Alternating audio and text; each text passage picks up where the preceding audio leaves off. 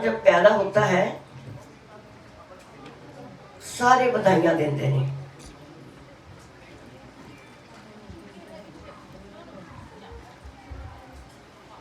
जो इस धरती ते वीजा लगता है फिर भी सारी बधाइयां देते हैं।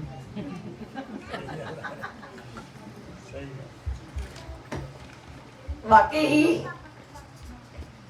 बधाई के काबिल है, ऐसी गल नहीं।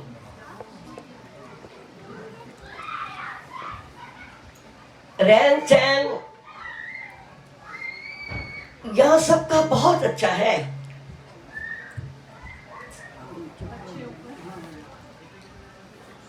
लेकिन हम संतां की आवाज है, जरा ध्यान देना।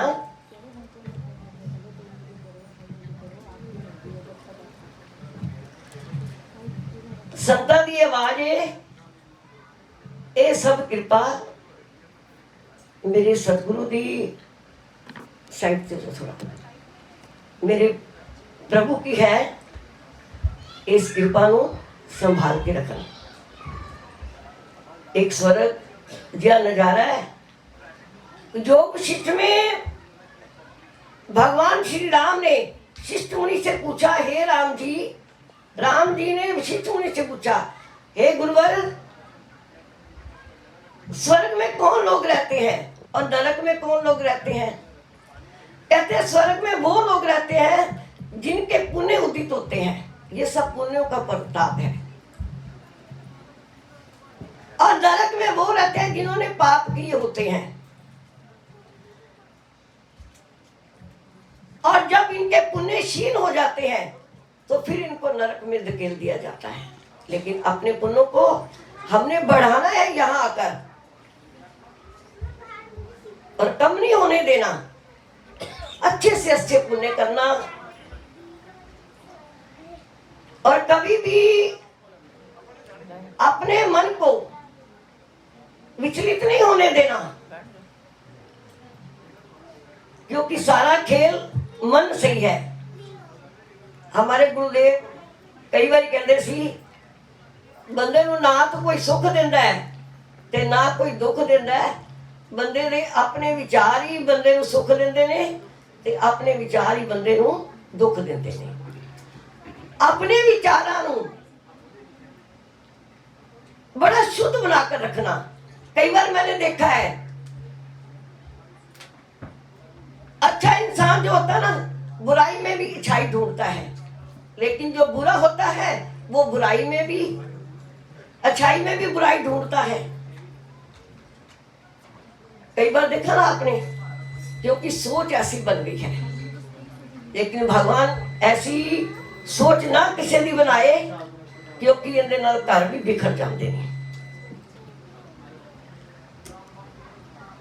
अब पति पत्नी है, अगर अंधा विश्वास करके चलते हो तुम एक दूसरे पर, तो भगवान साक्षी है।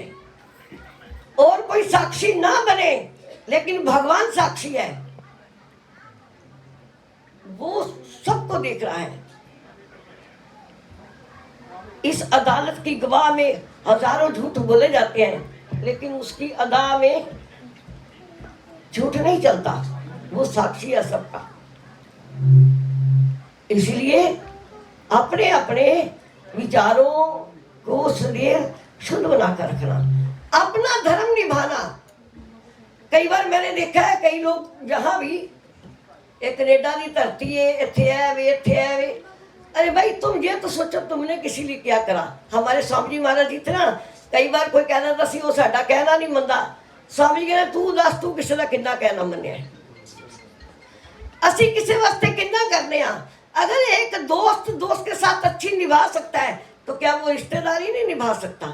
लेकिन हम थोड़ा सा त्याग करना पड़ता है एक दूसरे के लिए, तब जाकर आपस में प्रेम बनता है। जहाँ प्रेम है, तुलसीदास ने कहा, जहाँ सुमति वहाँ संपत्ति नाना। जहाँ प्रेम है वहाँ किस चीज की कोई कमी नहीं। ऐसे ही कहने लगे। एक बार प्रेम की हमारे स्वामी जी महाराज जी ने बहुत सुंदर कथा सुनाई थी, वो मुझे भूलती नहीं है। एक बार ऐसे हुआ, एक शेर जी थे, बहुत धन था उनके पास, रहना सहना बहुत अच्छा, खान पीन बहुत अच्छा, बड़ा अच्छा जीवन था। लेकिन थे सेठ जी धार्मिक ख्याल के।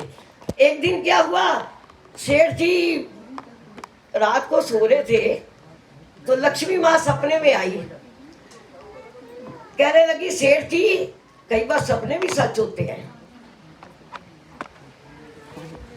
कहने लगी सेठ जी, अब मैं आपको छोड़कर जा रही हूँ, लेकिन इतनी, क्योंकि वैसे मैं किसी को बताती नहीं जब छोड़कर जाती हूँ।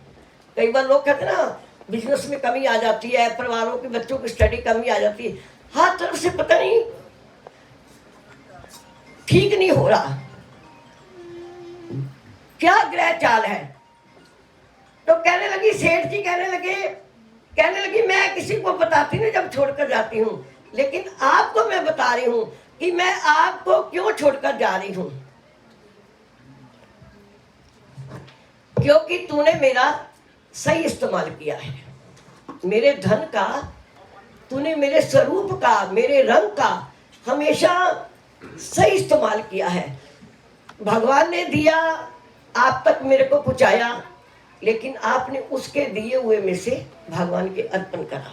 हमारे पास एक सहारनपुर से एक भगत जी आते थे, मैं हैरान होती थी, साल बाद दर्शन करने आता था और इतनी गुलाबी रंग की थैली, तो आप सब जानते हैं ना थैली कैसी होती थी, और रुपयों से भरी होती थी, किसी में 10, 5, 20, 30। और मेरे को कहना बच्चों की परात लिया, बुजुर्ग थी, और वो थैली परात में डालकर स्वामी जी के अर्पण कर देता था। अब स्वामी जी को इन चीजों से लोभ नहीं है, लेकिन भगत की आस्था देखते थे और ऑटोमेटिक की कहते आशीर्वाद मांगने से नहीं मिलता कभी, आशीर्वाद जीव के कर्म से अपने आप ही जीव को मिलता है। बोल साचे दरबार। अगर तुम्हारा कर्म अच्छा है, तुम्हारा व्यवहार अच्छा है, तो देखना तुम्हें मंदिर में जाकर, मस्जिद में जाकर कुछ मांगने की जरूरत नहीं है, वो रिद्धियां सिद्धियां खुद तुम्हारे द्वार पर चल कर आएंगी, तुझे कुछ मांगने की जरूरत नहीं है। ऐसे कहने लगे, लक्ष्मी माँ ने कहा, अरे बेटा मैं तेरे को छोड़कर जाना चाहती हूँ, लेकिन जाने से पहले तुझे एक गिफ्ट देना चाहती हूँ, जो तू चाहेगा। कई बार कहते हैं ना जो तू चाहेगा वो मैं दूंगी। तो माँ ने कहा, सेठ जी कहने लगे, माँ अब मैं तुझे रोक तो नहीं सकता, देवी देवताओं को कौन रोक सकता है लेकिन मैं मांगना मेरे को पता नहीं चल रहा, मैं तुझसे क्या मांगू। चलो मैं अपने घर में विचार कर लेता हूँ, बच्चों के साथ सलाह कर लेता हूँ। तो उसने दूसरा दिन हुआ, सुबह का टाइम हुआ, बार बार उसके माइंड में वो लक्ष्मी जी का सपना चल रहा था। ऐसे सपना चल रहा था तो बच्चों से पूछने लगा, 3 बेटे थे, तो सपना सुनाने लगे, नाश्ता कर रहे थे, सपना सुनाते हुए एक बेटा बोल पड़ा, पिताजी आप जमीन मांग लेना, जमीन की फसल बड़ी उपजाऊ होती, 6 महीने बाद हमें कोई कमी नहीं रहेगी। और दूसरा कहने लगे, पिताजी रहने दो, अब नहीं हमसे कोई मेहनत की जाती, आप सोना मांग लेना, सोने का रेट बढ़ता रहता है, हम बेचते रहेंगे, लेते रहेंगे, बेचते रहेंगे, लेते रहेंगे, और हमें कोई कमी नहीं रहेगी। और तीसरा जो छोटा बच्चा था वो बड़े धार्मिक ख्याल का था। अब कई बार ये नहीं होता, कई बार मैंने देखा छोटा से छोटा भी बड़ी पायदार बात कर देता है। जो छोटा था कहने लगा, महाराज जी, पिताजी अगर आपने मांगना ही है, ये सारा खेल लक्ष्मी का है, अगर लक्ष्मी नहीं तो घर में प्रेम खत्म हो जाता है, व्यवहार खत्म हो जाता है, क्योंकि ये धन का ही प्रताप है, क्योंकि धन के बिना गुजारा नहीं है। सोचो ना कोई कि धन कुछ नहीं, ये महल कुछ नहीं, ये सब उसकी दौलत है, उसका शुक्रिया अदा करना, उस पर कभी अपना नाम नहीं लिखना, हमने उसका ही नाम लिखना, ठाकुर का। हम तो सब नौकर हैं, कभी मत सोचना कि मैं मालिक हूँ, हम तो नौकर हैं, खुदा की नौकरी कर रहे हैं हम सब। उन्होंने हमें बनाकर भेजा है, मामा के जरिए शरीर तो मिला है, लेकिन बीच में जो सूक्ष्म आत्मा है वो तो भगवान की है ना। कहने लगे, पिताजी आप लक्ष्मी माँ से अगर मांगना ही है तो मेरे अपने ये कृपा करना कि हमारे घर में प्रेम बना रहे। तो क्या हुआ, पिता को बात छू गई। जो अच्छी बात होती ना, स्वाभाविक माइंड में एक शांत सुकून सा देती है, पॉजिटिव एनर्जी देती है। रात हुई, फिर लक्ष्मी माँ आ गई। कहने लगे, हाँ जी सेठ जी क्या सोचा है। कहने लगे, माँ अगर तू देना ही चाहती है तो इतनी कृपा करना कि तेरे जाने के बाद हमारे घर में प्रेम बना रहे। तो जब जैसे कहा तो लक्ष्मी माँ की आंख में आंसू आ गए। कहने लगे, सेठ जी तूने तो मेरे को हमेशा के लिए ही बांध लिया, अब मैं तुझे जा ही नहीं सकती छोड़कर। जहाँ सुमति वहाँ संपत्ति नाना, वहाँ कोई कमी नहीं रहती है। तो इसीलिए आपस में अब देखो, रिश्तेदार तो रह गए इंडिया में हैं, हम सब बहन भाई हैं, गुरु भाई हैं। जो भी मिले प्रेम का नाता निभाना, और प्रेम का निभाते हुए बड़ा सत्व्यवहार करना। किसी को किसी की जरूरत है तो देखना, कई बार देखते हैं ना, 100 रुपया कोई जेब में निकाल के चला जाए तो कितना दुख होता है। अगर अपने हाथ से दान करते तो कितना सुकून होता है। अपने हाथ से जितना हो सके अपने जरिए प्रभु का सिमरन याद करना, उसको त्याग करना, अपनी तरफ से शुभ काम करना जितना हो सके। और आपस में कभी भी देखो, इतनी सुंदर, मैं सोचती इतना रहन सहन सुंदर बिना भाग्य के नहीं मिल सकता। कितना हर चीज फाइन है जहाँ पे, यहाँ तक आए हैं और मुबारकबाद लेके आए हैं, क्योंकि आप एक सुंदर कंट्री में जा रहे हो। इसीलिए यही हमारे संतों का आदेश है, इसको सदा अपने हृदय में धारण करके अपने जीवन को इसी तरह आगे बढ़ाना। शरीर से तो बढ़ जाएगा, बचपन गया पता ही नहीं चला, जवानी आ गई पता ही नहीं चला, अब बूढ़े हो जाएंगे पता ही नहीं चलेगा।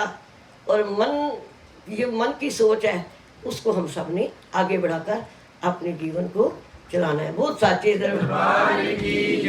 तो अब क्या कहना है कि मेरे सतगुरु